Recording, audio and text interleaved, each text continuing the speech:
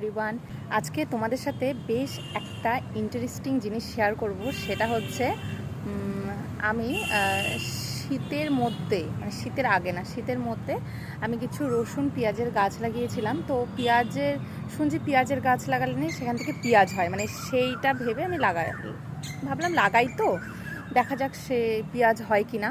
তো লাগিয়েছিলাম, তারপর না পেঁয়াজ কলিও হয়েছিল। এর আগেও আমি লাগাইছিলাম, তখনও পেঁয়াজ কলি হয়েছিল। তো এবার না অনেকদিন রেখে দিয়েছিলাম, এবার পেঁয়াজ কলিটা আমি কাটিনি। তো পেঁয়াজ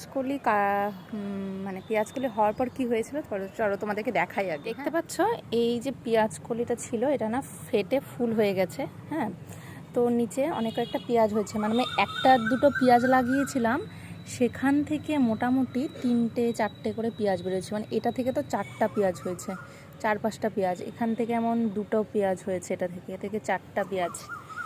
এবার দেখানো যাক। এবার হচ্ছে আজকে কয়েকটা পেঁয়াজ তুললাম।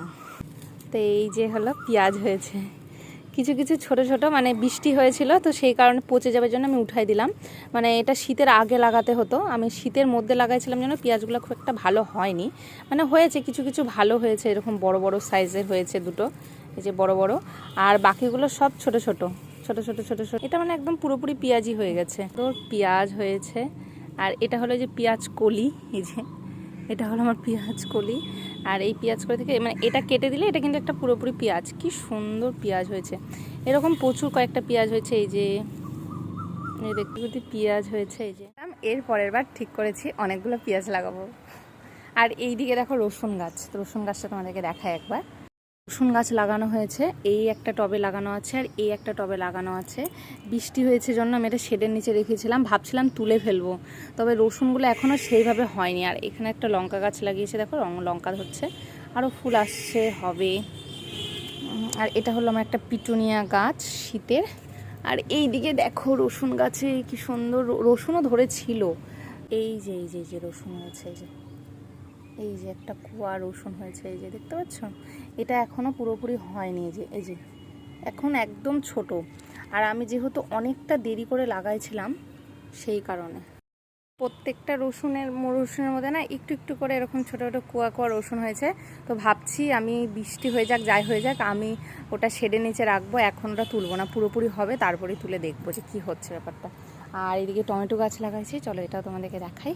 কত টমেটো ধরছে, কিছু কিছু টমেটো এখন পাকবে, হালকা হালকা কালার আসছে। এইদিকে কত টমেটো, এই যে টমেটো। এই যে আগেরবার নিচে লাগিয়েছিলাম, প্রচুর টমেটো ধরছিল, তবে এবার নিচে লাগাইনি। এই নিচে এত অত্যাচার মুরগির, আমাদের এখানে একটা মুরগি আছে ভীষণ অত্যাচার করে, তো মুরগির অত্যাচারে আর লাগানো হয়নি। মুরগির অত্যাচারে না সেই জন্য লাগানো হয়নি। মানে গাছ ছোটো চারা গাছ লাগালেই না মাথাগুলো খেয়ে নিচ্ছে আর গাছগুলো মরে যাচ্ছে, তো সেই কারণে লাগানো হয়নি। তো ইচ্ছা আছে নেক্সট টাইম কিছু আলুর গাছ লাগাবো, টমেটো গাছ তো লাগাবোই, আর পেঁয়াজ আর রসুনের গাছ লাগাবো, আর আদার গাছও লাগানোর ইচ্ছে আছে। এখন দেখা যাক কতটা সফল হই, কারণ নিচের মাটিতে খুব পোকা লাগে। আর এই যে সেখান থেকে এই গরু নয়তো কিছু ঢুকে পড়ে, সামনের রাস্তার ধারে গেট, তো গেট খোলা থাকলে কোনো সময় কিছু কিছু এসে ঢুকে সমস্ত গাছ নষ্ট করে দিয়ে চলে যায়, তো সেই কারণে লাগানো হয় না। তো কেমন লাগলো, তোমরাও কিন্তু লাগিয়ে দেখতে পারো। প্রথমবার হয়তো সাকসেস হবে কিনা জানি না, কিন্তু অভিজ্ঞতাটা একটা হতে হতে অবশ্যই লাগাতে পারবে। আর এই দিকে দেখো আমি কিছুদিন আগে কিছু টমেটো পেকেছিল, তো সেইটার একটা ভিডিও করে রেখেছিলাম। মানে গাছ থেকে পাকা টমেটোগুলো তুলবো, সেই জন্য আমি ওয়েট করছিলাম। তো অবশেষে টমেটোগুলো পেকে গেছে, আর এত সুন্দর লাল টুকটুকে কালার এসেছে না, মানে দেখে মনে হচ্ছে এই টমেটোগুলো এমনি কামড়েই খেয়ে নেওয়া যাবে। অবশ্য আগে ছোটোবেলা থাকতে আমরা পাকা টমেটো অনেক খেয়েছি, মা হাট থেকে বাজার করে নিয়ে আসতো আর পাকা টমেটোগুলো এমনি খেয়ে নিতাম। তবে এখন আর সেই ইচ্ছেটা আর কি হয় না। তো যাই হোক, এবার টবে লাগিয়েছি জন্য মনে হয় না এবার বেশি পাবো, নিচে মাটিতে লাগালে না অনেক পাওয়া যায়।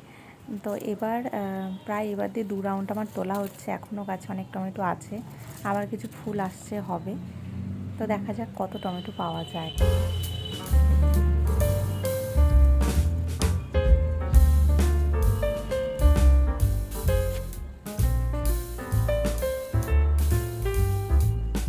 আজকে আমার এই ছোট মিনি ব্লগটা তোমাদের কেমন লাগলো? ভালো লাগলে অবশ্যই একটা লাইক করে দিও।